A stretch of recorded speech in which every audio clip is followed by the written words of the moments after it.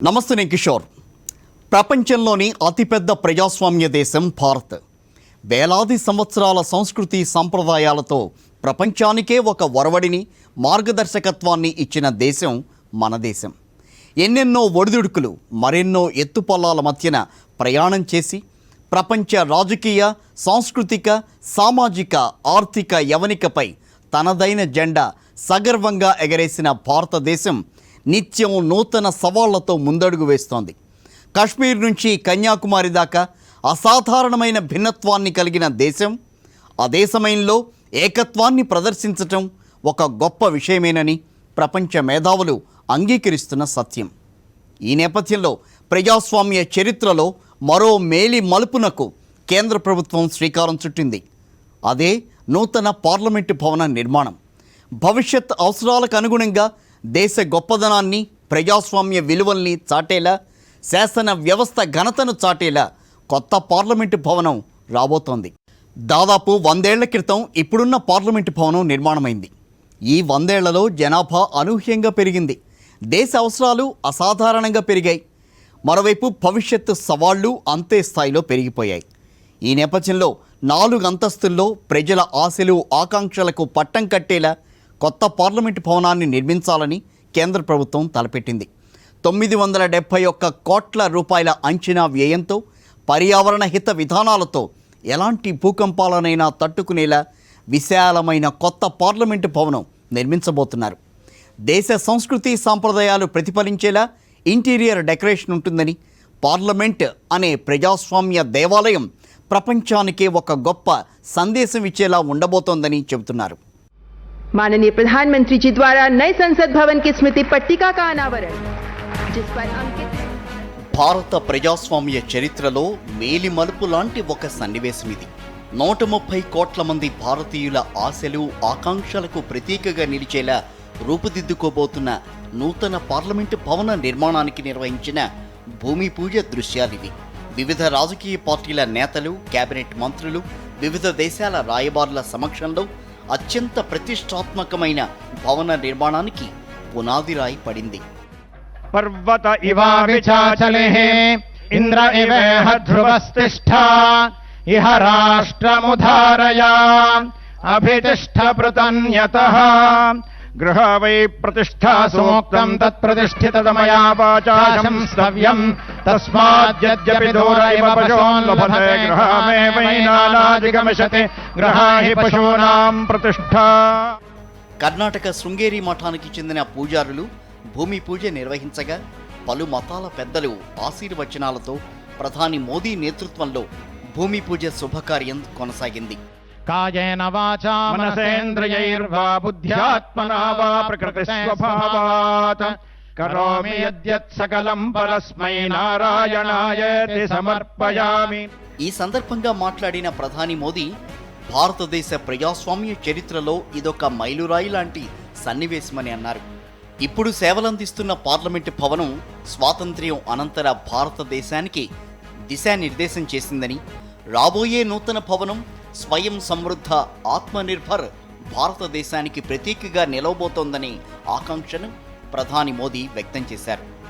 భారతదేశ ఏకత్వాన్ని చాటేలా ప్రజాప్రతినిధులు దీనికి ప్రాణప్రతిష్ఠ చేస్తారని అన్నారు.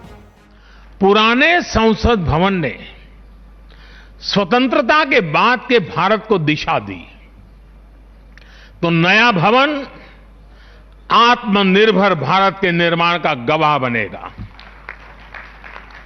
पुराने संसद भवन में देश की आवश्यकताओं की पूर्ति के लिए काम हुआ, तो नए भवन में 21वीं सदी के भारत की ఆకాంక్షాయే పూరీ కీ జాయేగి. 4 అంతస్తుల్లో నూతన పార్లమెంటు భవనం. భవిష్యత్ అవసరాలకు అనుగుణంగా నిర్మాణం. 971 కోట్ల అంచనా వ్యయం. ఎలాంటి భూకంపాలనైనా తట్టుకునేలా నూతన సాంకేతికతతో నిర్మాణం. దేశ సంస్కృతి సాంప్రదాయాలు ప్రతిఫలించే ఇంటీరియర్ డెకరేషన్. 2022 ఆగస్టు 15న అంగరంగ వైభవంగా 75వ స్వాతంత్ర దినోత్సవ వేడుకలు. 75వ స్వాతంత్ర దినోత్సవ వేడుకల నాటికి సిద్ధం కానున్న కొత్త పార్లమెంటు భవనం. త్రిభుజాకారంలో పర్యావరణ హిత విధానాలతో నిర్మితం కానున్న నూతన భవనం. 888 మంది లోక్సభ సభ్యులు, 384 మంది రాజ్యసభ సభ్యులకు చోటు ఉండేలా నిర్మాణం. नया संसद भवन भी बनकर तो तैयार हो जाएगा, लेकिन वो तब तक एक इमारत ही रहेगा जब तक उसकी प्राण प्रतिष्ठा नहीं होगी. लेकिन ये प्राण प्रतिष्ठा किसी एक मूर्ति की नहीं होगी. लोकतंत्र के इस मंदिर में इसका कोई विधान भी नहीं है, विधि विधान भी नहीं है. इस मंदिर की प्राण प्रतिष्ठा करेंगे इसमें चुनकर आने वाले जनप्रतिनिधि, उनका समर्पण, उनका सेवा भाव इस मंदिर की प्राण प्रतिष्ठा करेगा. उनका आचार, विचार, व्यवहार इस लोकतंत्र के मंदिर की प्राण प्रतिष्ठा करेगा. भारत की एकता, अखंडता को लेकर किए गए उनके प्रयास इस मंदिर की प्राण प्रतिष्ठा की ऊर्जा बनेंगे. जब एक एक जनप्रतिनिधि अपना ज्ञान, अपना कौशल्य, अपनी बुद्धि, अपनी शिक्षा, अपना अनुभव पूर्ण रूप से यहां निचोड़ देगा, राष्ट्रहित में निचोड़ देगा, उसी का अभिषेक करेगा, तब इस नए संसद भवन की प्राण प्रतिष्ठा होगी. దేశ రాజధాని ఢిల్లీలోని సంసద్ మార్గులో మొత్తం 64,500 చదరపు మీటర్ల విస్తీర్ణంలో ఈ నూతన పార్లమెంటు భవన నిర్మాణం చేపడుతున్నారు. ప్రస్తుత భవనానికి 100 ఏళ్లు పూర్తి కావస్తోంది. ఇక అది ఎంత మాత్రం ప్రజాప్రతినిధులు తమ సేవలు అందించడానికి అనుగుణంగా లేకపోవడంతో ఈ కొత్త భవన నిర్మాణం జరగబోతోంది. భద్రతకు పెద్దపీట వేస్తూ త్రిభుజాకారంలో ఉండే ఈ భవనాన్ని పర్యావరణ హిత విధానాల ప్రకారం భూకంపాలను కూడా తట్టుకునేలా నూతన సాంకేతిక పరిజ్ఞానాన్ని ఉపయోగిస్తూ నిర్మించబోతున్నామని స్పీకర్ ఓం బిర్లా అంటున్నారు. निश्चित रूप से हमारे लोकतंत्र की एक लंबी यात्रा रही है और इस लंबी यात्रा में अब नए संसद भवन की आवश्यकताएं थी. जनता की अपेक्षा, उम्मीद बढ़ी है और उस उम्मीद को देखते हुए जनप्रतिनिधि अपने कार्य को कुशलतापूर्वक कर सके. నూతన పార్లమెంటు భవన నిర్మాణ కాంట్రాక్ట్ను ప్రతిష్టాత్మక టాటా సంస్థ దక్కించుకుంది. ప్రజల జీవితాలతో మమైకమై విలువలతో కూడిన సేవలందించే టాటాలు పార్లమెంటు నూతన భవనాన్ని నిర్మించడానికి ముందుకు రావడం ఒక శుభ పరిణామం అనడంలో సందేహం లేదు. మరో ప్రతిష్టాత్మక సంస్థ ఎల్ఎన్టీతో పోటీపడి టాటా ప్రాజెక్ట్స్ వారు ఈ పార్లమెంటు నూతన భవన కాంట్రాక్ట్ దక్కించుకున్నారు.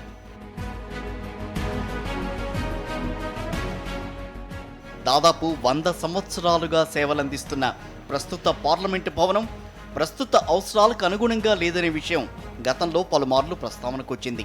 నూతన భారతదేశ నిర్మాణ సాధన కోసం కొత్త పార్లమెంటు కట్టుకోవాల్సిన అవసరం ఉందని గత 2 దశాబ్దాలుగా పలువురు పార్లమెంటేరియన్లు చెబుతూ వస్తున్నారు. దీనిపై యూపీఏ ప్రభుత్వ హయాంలో లోక్సభ మాజీ స్పీకర్ మీరా కుమార్ ఓ కమిటీని కూడా నియమించారు. అలా మొదలైన నూతన భవన నిర్మాణ ఆలోచనలు ఇంతకాలానికి ఒక కొలిక్కి వచ్చాయి.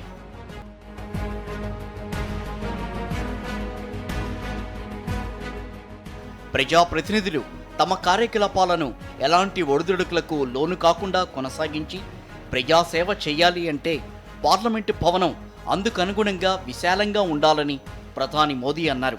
అందుకే ఈ నూతన భవనం నిర్మాణం కోసం సంకల్పించామని స్పష్టం చేశారు ఆయన. ప్రజాప్రతినిధుల పని విధానం మెరుగుపరిచేలా, వారి సమర్థతను పెంచేలా అన్ని రకాల ఏర్పాట్లతో నూతన పార్లమెంటు భవనం ఉండబోతుందనే ధీమాను ఆయన వ్యక్తం చేశారు.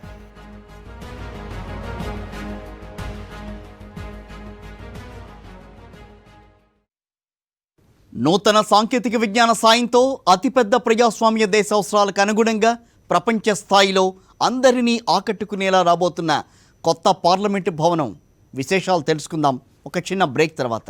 కొత్త పార్లమెంటు భవనం అందుబాటులోకి రావడానికి ఇంకో 20 నెలల సమయం ఉంది. అంటే 2022 ఆగస్టు నాటికి సర్వాంగ సుందరంగా తయారై ప్రారంభమవుతుందని కేంద్ర ప్రభుత్వ పెద్దలు చెబుతున్నారు. దేశానికి స్వాతంత్ర్యం వచ్చి 2022 నాటికి 75 సంవత్సరాలు అవుతుంది. ఆ సందర్భంగా ఏర్పాటు చేయబోతున్న సంబరాలకు కొత్త పార్లమెంటు భవనం సరికొత్త ఆకర్షణగా నిలుస్తుంది అనేది ఎన్డీఏ ప్రభుత్వ ఉద్దేశం. భారతదేశ ప్రజాస్వామ్య చరిత్రలో ఎన్నెన్నో అపూర్వ ఘటనలకు వేదికగా నిలిచిన ప్రస్తుత పార్లమెంటు భవనం కాలక్రమంలో వారసత్వ సంపద జాబితాలోకి చేరబోతోంది. కొత్త భవనం విశేషాలతో పాటు ఇప్పుడున్న పార్లమెంటు భవన విశేషాలని కూడా దేశ ప్రజలు నెమరవేసుకున్నారు. ప్రత్యేకమైన భవన నిర్మాణ కళతో దేశ ప్రజల జీవితాలతో మమైకమైన ప్రస్తుత పార్లమెంటు భవన విశేషాలని ఇప్పుడు ఒక్కసారి చూద్దాం. దేశ ప్రజల జీవితాలతో మమైకమై దాదాపు 100 ఏళ్లుగా సేవలందిస్తున్న ప్రస్తుత పార్లమెంటు భారత ప్రజాస్వామ్య చరిత్రలో తనదైన పాత్ర పోషిస్తూ వచ్చింది. ఎన్నెన్నో చారిత్రక సంఘటనలకు వేదికగా నిలిచిన పార్లమెంటు భవనాన్ని బ్రిటిష్ కాలంలో నిర్మించిన సంగతి తెలిసిందే. కొత్త పార్లమెంట్ భవనం అందుబాటులోకి రాగానే దీనికి మరమ్మతులు చేసిన అనంతరం ఇతర అవసరాల కోసం వినియోగిస్తారని అంటున్నారు. బ్రిటన్ దేశానికి చెందిన ప్రఖ్యాత భవన నిర్మాణ రంగ నిపుణులు సర్ ఎడ్వర్డ్ లూటైన్స్, సర్ హ్యాబర్ట్ బేకర్ ఆధ్వర్యంలో దీని డిజైన్ తయారైంది. విస్తారమైన భారతదేశాన్ని పాలిస్తున్న ఆంగ్లేయులు పాలనంతటినీ క్రమబద్ధీకరించడానికి గాను న్యూఢిల్లీని నిర్మించిన సంగతి తెలిసిందే. ఈ క్రమంలో 1921లో పార్లమెంట్ భవన నిర్మాణం మొదలై దాదాపు 6 సంవత్సరాల పాటు కొనసాగింది. 1927లో సేవలందించడం ప్రారంభించింది. వృత్తాకారంలో ఉండే పార్లమెంట్ భవనానికి మధ్యప్రదేశ్ రాష్ట్రం మొరేనా జిల్లాలోని మీటోవలి గ్రామంలోని గల చౌసత్ యోగిని దేవాలయం స్ఫూర్తిగా నిలిచింది. ఇది కూడా వృత్తాకారంలో ఉంటుంది. చౌసత్ యోగిని దేవాలయం 11వ శతాబ్దానికి చెందిన నిర్మాణం. అమ్మవారి ప్రాధాన్యతను చాటే మందిరమది. ఇది కూడా అనేక విశిష్టలతో ప్రజాదరణ పొందిన దేవాలయం. భూకంపాల జోన్లో ఉన్నప్పటికీ తట్టుకుని నిలిచేలా 10 దశాబ్దాల క్రితమే మన భవన నిర్మాణ నిపుణులు దీన్ని నిర్మించడం ప్రత్యేకతను సంతరించుకుంది. దీన్ని స్ఫూర్తిగా తీసుకుని ప్రస్తుత పార్లమెంటు భవనాన్ని నిర్మించారు. ఇంతకాలం సేవలందిస్తున్న ఈ పార్లమెంట్ భవనం రాబోయే రోజుల్లో హెరిటేజ్ సైట్ గా మారబోతోంది. దీని స్థానంలో నిర్మించబోతున్న నూతన పార్లమెంట్ భవనం అంతర్జాతీయ స్థాయి టెక్నాలజీని ఉపయోగించుకుంటూ భవిష్యత్ తరాలకు అవసరమయ్యే మరెన్నో మెరుగైన చట్టాలను చేయాలని ఆకాంక్షిస్తున్నట్లు పార్లమెంట్ మాజీ సభ్యురాలు కేంద్ర మాజీ మంత్రి కిల్లి కృపారాణి అంటున్నారు. ఆ భవనం ఏ విధంగా ఉంటుందని కూడా తెలియజేస్తున్నారు. 880 మంది లోక్సభ సభ్యులకు, అదేవిధంగా 384 మంది రాజ్యసభ సభ్యులు సరిపోయే విధంగా చక్కనైన హాల్స్ నిర్మాణం చేస్తామని, అంతేకాకుండా సంయుక్త పార్లమెంటరీ సమావేశాలు అయ్యేటప్పుడు సుమారు 1250 మంది సభ్యులు కూర్చునే విధంగా లోక్సభ హాల్లోనే కూర్చునే విధంగా లోక్సభ హాల్ నిర్మాణం కాబోతుందని తెలియజేశారు. చాలా సంతోషమైన విషయం. సాధారణంగా మనకి పార్లమెంట్ అనగానే ఆనాడు బ్రిటిష్ హయాంలో నిర్మాణం చేసిన వృత్తాకారంలో ఉన్న పార్లమెంట్ హాల్స్, స్తంభాలతో ఉన్న పార్లమెంట్ హాల్స్ మనకు కనిపిస్తాయి. అటువంటి పురాతన కట్టడాలను, ఆ హెరిటేజ్ను అట్లానే ఉంచుతూ మరలా నూతన భవన నిర్మాణం వారు తలపెట్టారు. సో నేను అన్నది ఏంటంటే, పార్లమెంట్ భవనం అని అంటే మనకు ఒక ప్రతిష్టాత్మకం. సో నిర్మాణం కాబోయే ఈ పార్లమెంట్ భవనం ఆధునిక సాంకేతిక పరిజ్ఞానాన్ని ఉపయోగించుకుంటూ ఎన్నో హిస్టారికల్ లెజిస్లేషన్ చేయడానికి ఒక వేదికగా, ఆ హిస్టారిక్ లెజిస్లేషన్స్ కూడా ఈ సాంకేతిక పరిజ్ఞానం ముడిపడి ఉండే విధంగా ప్రపంచ దేశాల్లోనే భారతదేశ పార్లమెంట్ ప్రతిష్టాత్మకంగా నిలిచింది అనే పేరు వచ్చే విధంగా నిర్మాణం కాబోతుందని ఒక ఆశాభావాన్ని వ్యక్తం చేశారు. 545 మంది లోక్సభ సభ్యులు, 245 మంది రాజ్యసభ సభ్యులు ప్రస్తుత మన ఉభయ సభల బలం. రాబోయే రోజుల్లో ఈ బలం పెరగబోతుందనే సంకేతాలు ఇప్పటికే వెలువడ్డాయి. నియోజకవర్గాల పునర్వ్యవస్థీకరణ జరిగి రాబోయే రోజుల్లో పార్లమెంట్ సభ్యుల సంఖ్య పెరుగుతుంది. ఈ సంఖ్యను కూడా దృష్టిలో పెట్టుకుని 4వ అంతస్తుల్లో కొత్త భవనాన్ని కడుతున్నారు. కొత్త భవనంలో 888 మంది లోక్సభ సభ్యులు, 384 మంది రాజ్యసభ సభ్యులకు సరిపడేలా చోటు ఉండేలా జాగ్రత్తలు తీసుకున్నారు. ఎలాంటి ఆర్భాటాలు లేకుండా మన నిపుణులు రూపొందించిన డిజైన్ ప్రకారం ప్రజాప్రతినిధులకు, కేంద్ర మంత్రులకు సౌకర్యంగా, సౌలభ్యంగా ఉండేలా ఆఫీసులు నెలకొల్పి ప్రజలకు అందుబాటులో ఉండేలా కొత్త భవనం కట్టడం అభినందనీయమని సీనియర్ జర్నలిస్ట్ తిలక్ అంటున్నారు. ఇందులో మంచి పని ఏమిటంటే, నిర్మాణం కాబోయే పార్లమెంట్ భవనంలో రాబోయే 50 సంవత్సరాల్లో పెరిగేటటువంటి లోక్సభ సభ్యుల సంఖ్య, రాజ్యసభ సభ్యుల సంఖ్యను దృష్టిలో పెట్టుకుని ఆ రకంగా భవనాల పెద్ద ఎత్తున విస్తీర్ణం పెంచడం, సీటింగ్ కెపాసిటీ పెంచడం, ఉమ్మడి పార్లమెంటు సమావేశం జరపాలంటే దాదాపు 1200 సీట్లకు పైగా కూర్చోటానికి వీలుగా నిర్మాణం చేయబోతున్నారు. అలాగే ప్రతి పార్లమెంటు సభ్యుడికి ఇందులో ఒక ఆఫీస్ ఉంటుంది. మంత్రులందరూ ఒకే చోట తిరుగుతారు. కేంద్ర ప్రభుత్వ అధీనంలోని 51 శాఖల కార్యాలయాలు కూడా అన్నీ ఒక చోటే ఉంటాయి, ప్రధానమంత్రి కార్యాలయంతో సహా. కాబట్టి ఇది ఒక సౌలభ్యం. ఇప్పుడు ఢిల్లీ వెడితే ఒక్కో మంత్రి ఒక్కొక్క ప్రాంతంలో ఉంటారు. అలా కాకుండా ఒకే చోట మంత్రులంతా ఉండేట్టుగా, పరిపాలనా వ్యవస్థ అంతా ఒకే చోట నడిచేట్టుగా, పార్లమెంటు సమావేశాలు ఒకే చోట నడిచేట్టుగా అన్నీ కూడా సెంట్రలైజ్ చేసి నిర్మాణం చేపట్టబోతున్నారు. ఇందులో కూడా భారీ ఎత్తున ఖర్చు అనేది కనపట్టలేదు. అది చాలా స్పష్టంగా ఆయన ప్రధానమంత్రి గారు జోక్యం చేసుకుని గుజరాత్కు చెందినటువంటి ఒక ఆయనతో ప్లాన్ తయారు చేయించారు. ఇది మంచి పరిణామం, చాలా మంచి పని చేస్తున్నారు ఆయన. ఇది ఒక జ్ఞాపకంగా నిలిచిపోతుంది. చరిత్రలో మోడీ గారు చేసినటువంటి మంచి కార్యక్రమంగా ఇది నిలిచిపోతుంది. డిజైన్ కూడా బాగుందని చెప్పేసి కొంతమంది మేధావులు చెబుతున్నారు.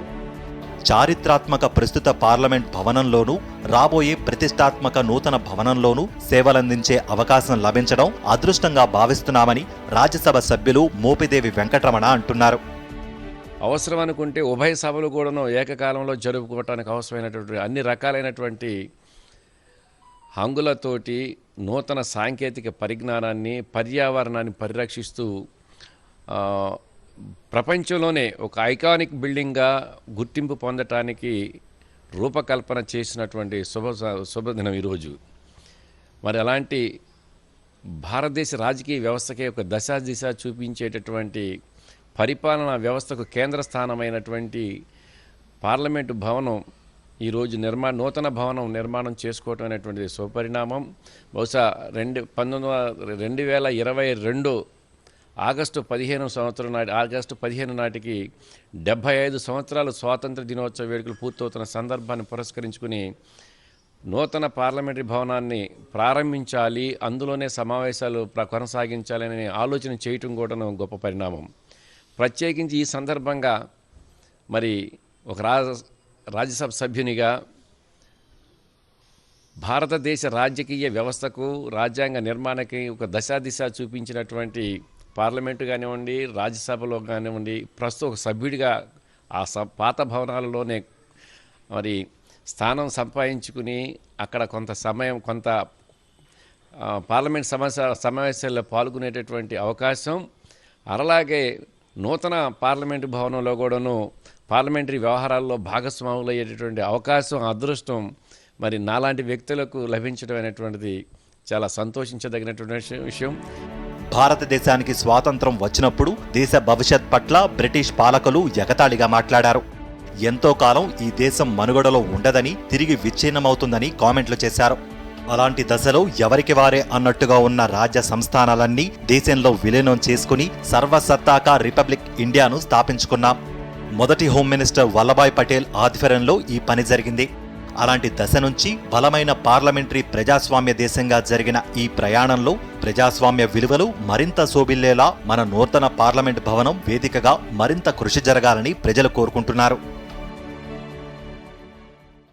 అత్యంత ప్రతిష్టాత్మకంగా భావించి టాటా సంస్థ నిర్మిస్తున్న నూతన పార్లమెంటు భవనం నూతన ప్రజాస్వామ్య రాజకీయాలకు వేదికగా నిలుస్తుందని ఆశిద్దాం. 130 కోట్ల మందికి పైగా ప్రజల ఆశలు, ఆకాంక్షలకు ప్రతీకగా నిలుస్తూ మన అత్యున్నత శాసన వ్యవస్థ మరెన్నో ఎత్తులకు ఎదగడానికి దోహదం చేస్తుందని భావిద్దాం. ఇది ఇవాల్టి మ్యాగజైన్ స్టోరీ.